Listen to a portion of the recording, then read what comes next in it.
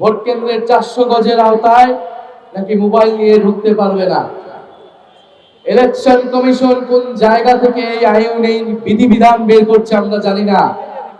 কার plan কার পরিকল্পনা মোতাবেক election commission কাজ করছে এটা জনগণের সামনে স্পষ্ট হচ্ছে। আমরা হুঁশিয়ারি দিচ্ছি, আজকে সন্ধ্যার মধ্যে দিনের আলো থাকতে থাকতে এই বিধিবিধান পরিবর্তন করেন। আগামীকাল না হলে ইলেকশন কমিশন ঘেরাও হবে। আমরা এতদিন কিছু বলি নাই, সব সহ্য করে গিয়েছি। ইলেকশনের দ্বার প্রান্তে এসে, ইলেকশনের প্রাক্কালে এসে এই ধরনের ভোট কারচুপি, মিডিয়াকে ব্ল্যাক আউট করে দেওয়া হবে, মানুষের কণ্ঠস্বর, মানুষের তথ্য অধিকারকে রোধ করে দেওয়া হবে, এই ধরনের কোন আইন করা হলে সেই আইন মেনে নেওয়া হবে না ইনশাআল্লাহ। আমাদের প্রতিনিধিরা আজকে ইলেকশন কমিশনে যাচ্ছে। ইলেকশন কমিশনকে বলছি, এতদিন যা করেছেন 12ই ফেব্রুয়ারি যদি কোন ধরনের পক্ষপাতিত্ব করার পরিকল্পনা থাকে, ফ্যাসিস্ট আমলের ইলেকশন কমিশনের যেই পরিণতি হয়েছিল তার থেকেও ভয়াবহ পরিণতি হবে এই ইলেকশন কমিশনের। আমরা মনে করি এই মোহাম্মদপুর জুলাই গণ অভ্যুত্থানের অন্যতম হটস্পট ছিল। মোহাম্মদপুরবাসী, এইখানকার ছাত্র তরুণ রাজপথে নেমে জুলাই গণ অভ্যুত্থানে ফ্যাসিস্টদের বিরুদ্ধে যেই প্রতিরোধ তৈরি করেছিল, আগামী 12ই ফেব্রুয়ারি আবারও রাজপথে নেমে ভোট কেন্দ্র পাহারা দিয়ে মামুনুল হককে রিকশা মার্কায় জয়ী করে 11 জনের বিজয় সুনিশ্চিত করবে ইনশাআল্লাহ। আমরা আজকে কিছুক্ষণ আগে একটা তথ্য জানতে পারলাম, ইলেকশন কমিশন একটা বিজ্ঞপ্তি দিয়ে বলেছে ভোট কেন্দ্রের 400 গজের আওতায় নাকি মোবাইল নিয়ে ঢুকতে পারবে না। ইলেকশন কমিশন কোন জায়গা থেকে এই আইন এই বিধিবিধান বের করছে আমরা জানি না।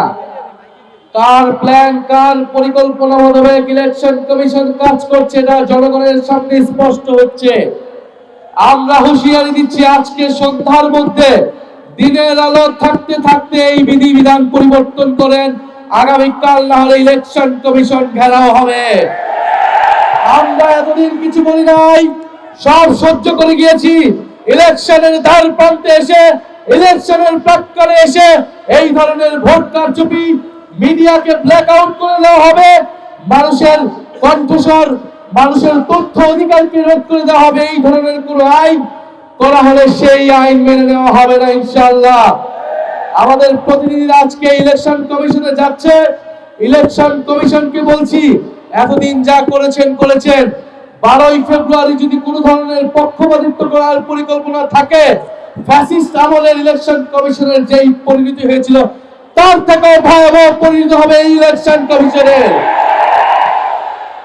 আমরা প্রশাসনের ভাইদেরকে বলছি, পুলিশ সেনাবাহিনী ভাইদেরকে বলছি, আমলাদেরকে বলছি, আপনারা আমাদের ভাই, আপনারা এই দেশের মেধাবী সন্তান, আপনাদের উপর দেশের আমানত, গুরু দায়িত্ব আপনারা পালন করবেন। আগামী 12ই ফেব্রুয়ারি আমরা সামনের দিকে আগাতে চাই, ফ্যাসিস্ট আমল থেকে আমরা সামনের দিকে আগাতে চাই। আমরা আশা করব আপনারা দেশের গুরুত্বপূর্ণ এই দায়িত্ব নিরপেক্ষভাবে পালন করবেন, বাংলাদেশের জনগণের অধিকার রক্ষা করবেন, গণতন্ত্রকে নিশ্চিত করবেন। মনে রাখবেন, গণ অভ্যুত্থানের হাজারো শহীদের, হাজারো মানুষের রক্তের উপরে দিয়ে এই নির্বাচন হচ্ছে। এর সাথে বিশ্বাসঘাতকতা করলে বাংলাদেশের মানুষ আপনাদের কোনোদিন ক্ষমা করবে না, করবে না, করবে না। মিডিয়ার ভাইদেরকে বলবো, মিডিয়ার হাউসদেরকে বলবো, আমরা দেখতে পাচ্ছি সকল প্রাইভেট, প্রায় সকল প্রাইভেট বেসরকারি মিডিয়াতে বিজ্ঞাপন হচ্ছে ভোট দিবেন কিসে ... তো বেসরকারি, আপনারা বেসরকারি প্রাইভেট কোম্পানি, আপনারা টাকার বিনিময়ে বিজ্ঞাপন দিতে পারেন, কিন্তু আপনাদের ভাবা উচিত এটা আপনাদের কাজটা কতটুকু নৈতিক হচ্ছে। বিজ্ঞাপন লাগলে আমরাও দিব, আমাদের বিজ্ঞাপন তো আপনারা নিচ্ছেন না। কত টাকা লাগে জনগণ ইনশাআল্লাহ আমাদের পক্ষেও সেই টাকা আপনাদেরকে দিবে, কিন্তু আপনারা একটি দলের আপনারা বিজ্ঞাপন দিচ্ছেন, মার্কা প্রচার করছেন, আপনারা অন্য জোটের মার্কা প্রচার করছেন না। এটা তো ফেয়ার হচ্ছে না। বিগত 16 বছর এই আনফেয়ারনেস বাংলাদেশের মিডিয়াগুলো দেখিয়েছে।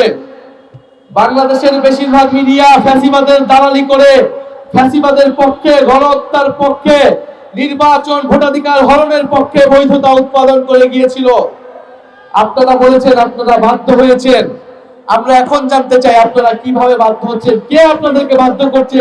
জনসম্মুখে সাহস করে বলুন, আমরা আপনাদের পাশে থাকবো। আর না হলে আমরা ভেবে নিব আপনারা বাধ্য হচ্ছেন না, আপনার পুনরায় নতুন কোন স্বৈরাচারের দালালি করছেন, নতুন কোন স্বৈরাচারের পক্ষে বৈধতা উৎপাদন করছেন। 16 বছরের ইতিহাস ভুলে নাই, মিডিয়ার উপরে বাংলাদেশের মানুষের সেই আস্থা আসে নাই। আবারও যদি এই একই কাজ করেন আপনারা, 12ই ফেব্রুয়ারি কিন্তু বাংলাদেশের জনগণ সেইটার এই দালাল মিডিয়াদের বিপক্ষে ইনশাআল্লাহ রায় দিবে। আমরা বেশি কথা বলবো না, বাংলাদেশের মানুষ সবকিছুই দেখছে। 12ই ফেব্রুয়ারি মোহাম্মদপুরবাসী প্রস্তুত থাকেন। ফজর ওয়াক্তে এসে যারা ফরজ নামাজের খোঁজ থাকে না, তাহাজ্জুদের নামাজ পড়ে তারা ভোট কেন্দ্রে আসতে চায়, তাদের পরিকল্পনা কি বাংলাদেশের মানুষ জানে। আমরা ইনশাআল্লাহ থাকবো, ভোট কেন্দ্রে থাকবো। ভোট কেন্দ্র যদি দখলের চেষ্টা করা হয়, ইনশাআল্লাহ শক্ত হাতে, লাঠি হাতে তরুণ সমাজ প্রতিহত করতে হবে 12ই ফেব্রুয়ারি। আর এই মোহাম্মদপুরবাসী রিকশা মার্কাকে জয়যুক্ত করে ফ্যাসিবাদ বিরোধী কারা নির্যাতিত আলেমকে জয়যুক্ত করে ইসলামের পক্ষে ভোট দিবেন, গণঅভ্যুত্থানের পক্ষে, সংস্কারের পক্ষে ভোট দিয়ে আল্লামা মামুনুল হককে আপনারা আগামী সংসদে পাঠাবেন। আমরা ইনসাফের পক্ষে, দুর্নীতির বিপক্ষে, সংস্কারের পক্ষে, আধিপত্যবাদের বিপক্ষে নতুন বাংলাদেশ প্রতিষ্ঠা করবো ইনশাআল্লাহ।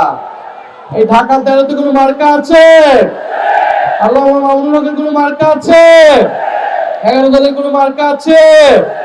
চাঁদাবাজের বিপক্ষে কোনো মার্কা আছে? কোন সেই মার্কা? সবাই বলো, ইয়ানো চলে, ইদাইনে বলো, বায়া বলো, সবাই বলো।